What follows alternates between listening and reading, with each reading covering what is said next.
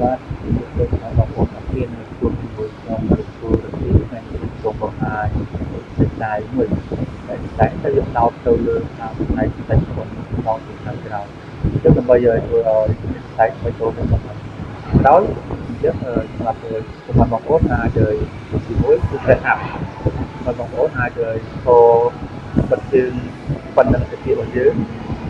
ហើយយើងក៏ចូលខំឲ្យត្រង់មុខឲ្យត្រង់ណាម្លាក់មុខនឹងឲ្យលើមុខចឹងមុខគឺមួយត្រង់ហើយយើងដាក់ដៃគងប្រមុខហើយយើងប្រវត្តិដៃមកដល់យើងមកមុខset up ចឹងហើយដាក់ដៃគងគ្នាព្រមយើងប្រវត្តិដៃពីក្រោយបោះជើងជំនិតមកមុខពឹងដកខ្លួនឲ្យត្រង់ដើម្បីឲ្យស្នាប់ពទាវយើងបិទចូលគ្នាហ្នឹងហើយដើម្បីឲ្យពង្រឹងសាច់ក្នុងក្រោយចឹងធ្វើ